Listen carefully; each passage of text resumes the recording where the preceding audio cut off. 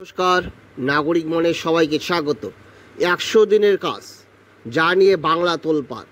কোনো প্রকল্পকে ঠান্ডা ঘরে পাঠানো যায় না, অবিলম্বে 100 দিনের কাজ চালু করুন, কেন্দ্রকে নির্দেশ কলকাতা হাইকোর্টের। MGNREGA ইন ওয়েস্ট বেঙ্গল এই প্রকল্পের আওতায় 100 দিনের কাজ গ্রামাঞ্চলে রোজগারের সুযোগ সৃষ্টি করে। রাজ্য বনাম কেন্দ্রের টানাপোড়েনে বন্ধ হয়ে গিয়েছিল বরাদ্দ। সেই 100 দিনের কাজ নিয়ে এবার কড়া নির্দেশ কলকাতা হাইকোর্টের। আগামী 1 আগস্ট থেকে রাজ্যে ফের 100 দিনের কাজের প্রকল্প চালু করতে হবে বলে কেন্দ্রীয় নির্দেশ কেন্দ্রীয় সরকারকে। আদালত সাফ জানিয়েছে, অনন্তকাল ধরে কোনো কেন্দ্রীয় প্রকল্পকে ঠান্ডা ঘরে পাঠিয়ে দেওয়া যায় না। প্রয়োজনে দুর্নীতি প্রতিরোধী যে কোনো শর্ত আরোপ করুক কেন্দ্র, কিন্তু প্রকল্প চালু করতেই হবে, কারণ প্রকল্প জনগণের অধিকার, জনগণের জন্য এই প্রকল্প।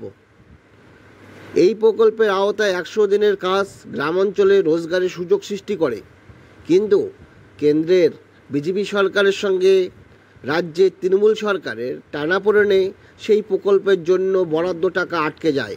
বিজেপি নেতৃত্ব প্রকাশ্যই জানান, তারাই কেন্দ্রকে চিঠি লিখেছেন, কেন্দ্রের টাকা নয়-ছয় হচ্ছে বলে জানিয়েছেন।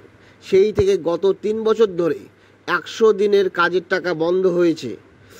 বৃহস্পতিবার সেই নিয়েই কড়া নির্দেশ দিল আদালত। এদিন কলকাতা হাইকোর্টের প্রধান বিচারপতি TS শিবগানাম পরিষ্কার ভাষায় বলেন, কোনো কেন্দ্রীয় প্রকল্পকে অনন্তকালের জন্য ঠান্ডা ঘরে পাঠিয়ে দেওয়া যায় না। আদালত জানিয়েছে, দুর্নীতি প্রতিরোধ করতে প্রয়োজনে যে কোনো ধরনের শর্ত আরোপ করতে পারে কেন্দ্র। শুধু পশ্চিমবঙ্গের জন্য বিশেষ শর্ত আরোপ করা যাবে। কেন্দ্র চাইলে নির্দিষ্ট পোর্টালের মাধ্যমে সরাসরি ব্যক্তিবিশেষের অ্যাকাউন্টে টাকা পাঠাক। জেলায় জেলায় নজরদারির পাশাপাশি দুর্নীতির অভিযোগ নিয়ে তদন্ত করতে পারে, কিন্তু প্রকল্প আটকে রাখা যাবে না। 1 আগস্ট থেকে রাজ্যে ফের 100 দিনের কাজ চালু করতে হবে। গত 3 বছর ধরে কেন্দ্র 100 দিন প্রকল্পের টাকা আটকে রেখেছে বলে বরাবর অভিযোগ তুলে এসেছিল তৃণমূল। মমতা বন্দ্যোপাধ্যায় থেকে অভিষেক বন্দ্যোপাধ্যায় বারবার রাজনৈতিক প্রতিহিংসার অভিযোগ তুলেছে। তাদের দাবি, 2021 সালের বিধানসভা নির্বাচনে পরাজিত হওয়ার পরেই রাজ্যের টাকা আটকে রেখে প্রতিহিংসা চরিতার্থ করেছে কেন্দ্রের বিজেপি সরকার। বিষয়টি নিয়ে সংসদও সরব হন অভিষেক। টাকা দিয়ে থাকলে কেন্দ্র শ্বেতপত্র প্রকাশ করুক বলে দাবি তোলেন তিনি। সেই আবহে রাজ্যের তহবিল থেকে শ্রমিকদের টাকা মিটিয়ে দেওয়ার ঘোষণা করা হয়। সেই মতো 2024 সালের ফেব্রুয়ারি মাসে অ্যাকাউন্টে টাকা পাঠানো শুরু করে রাজ্য। কিন্তু রাজনৈতিক টানাপোড়েনে কেন কেন্দ্রীয় প্রকল্পের টাকা আটকে থাকবে, কেন রাজ্যকে নিজের তহবিল থেকে টাকা দিতে হবে, সেই নিয়ে প্রশ্ন উঠেছিল। 4টি জেলা থেকে দুর্নীতির অভিযোগ এলে গোটা রাজ্যের টাকা কেন বন্ধ হবে, তা নিয়ে আজও প্রশাসন প্রশ্ন ওঠে আদালতে।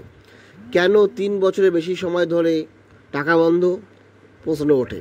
এদিন আদালত সেই নিয়েই নিজের সিদ্ধান্ত জানালো যে আগামী 1 আগস্ট থেকে 100 দিনের প্রকল্প চালু করা হোক, এবং যে অঞ্চলে দুর্নীতি হয়েছে সেই অঞ্চলে দুর্নীতি দমনের জন্য কেন্দ্র উপযুক্ত শর্ত আরোপ করুক রাজ্যের উপরে, কিন্তু প্রকল্প বন্ধ করা যাবে না, কারণ প্রকল্প জনগণের জন্য। তাহলে আপনারা ভাবুন, এই চাকরি দুর্নীতির ক্ষেত্রে যেখানে সিবিআই তদন্ত হয়েছিল, সিবিআই নির্দিষ্ট করে দিয়েছিল, সেখানে সুপ্রিম কোর্টের রায় এইরকম কেন, এত দ্বিচারিতা কেন? একটা যে কোনো কাজের মধ্যে যদি কিছু অংশ দুর্নীতি থাকে, সেই জন্য সম্পূর্ণ প্যানেল বাতিল দেওয়া যায়? তাহলে মাননীয় কলকাতা হাইকোর্টের প্রধান বিচারপতির এক অবস্থান যে দুর্নীতি যেটুকু হয়েছে হয়েছে, কিন্তু দুর্নীতি প্রতিরোধের ব্যবস্থা নিতে হবে, তাই বলে প্রকল্পকে আটকে রাখা যায় না। সেই রকম চাকরি দুর্নীতি যে জায়গায় হয়েছে, সেই জায়গার সঙ্গে যাদের কোনো সম্পর্ক নেই তাদের কেন চাকরি বাতিল হবে? এর উত্তর কে দেবে?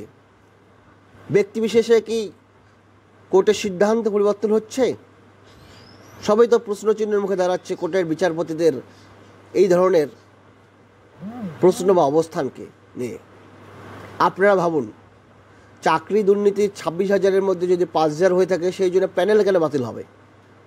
সিবিআই যেখানে নির্দিষ্ট করেছে, দেশের সর্বোচ্চ তদন্তকারী সংস্থা যেখানে কাজ করেছে, সেই রকম 100 দিনের প্রকল্পে রাজ্যের 11 কোটি জনসংখ্যার মধ্যে যে কোনো জেলায় বা যে অংশে হয়েছিল, তার জন্য সম্পূর্ণ রাজ্য ভুগবে কেন?